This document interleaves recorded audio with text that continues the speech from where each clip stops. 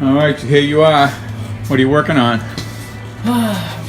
Updating this Wimpy rig from a really old version to a more recent, still supported version. Okay. And my main issue with it is the fact that when you're trying to do those updates, all the sources are like semi-outdated, so it's really hard to get the old software to actually update to the newer version. So you did update the sources list to something that might identify a different repository? Yeah, what I did to get it from 15.04, which is old and unsupported, to 16.04 LTS, is I simply update the sources list to the sources list from 15.10, which allowed me to do a dist upgrade to 15.10. Yeah. And then from there, just do a release update to 16.04 LTS. Is that what you're at now? Yeah. Yes. Yeah. Okay. So, yeah. And so, and do you think you'll be able to move it from here to the 18? Is that your goal, or are you going to leave it at 16?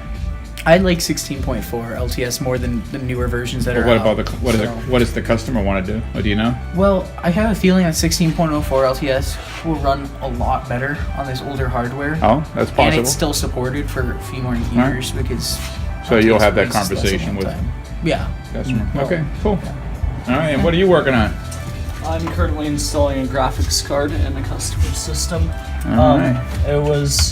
It came in with a no boot issue, and its CPU had a little excess thermal paste on it. And so what we ended up doing was we desocketed the CPU, and then we took a magnifying glass. Did you say you desoldered the CPU? Desocketed. Desocketed. Okay, all right. Removed the CPU from the socket. Which is that guy right there. Yes. Okay. And then after we desocketed it, we looked at the pins underneath on the socket. Right. And we discovered that a few of them were bent, like 5 or 6 of them, due to thermal paste being pressed down upon them. Gotcha. And then there was also singe marks on the CPU itself. So we're still going to be testing it, figuring out whether it's we've still got a workable CPU. We've still got a no boot situation right now. Well, we haven't tried booting it yet. We're just putting everything back together within the system. All right. So we pulled the brain of the operations out, which is that little square right there, and bent a few pins straight and see if that corrected the problem. And we're going to put all the pieces and parts back in there and see what we get. All right. Good job. That's part of the process. Thank you, guys. Yeah. And Douglas? It's all right, I'm old. How old are you? And 29 and a half. All right, and Douglas is charged with being in this tech room on a daily basis and being a mentor to these two guys. That has worked out. And They're good kids.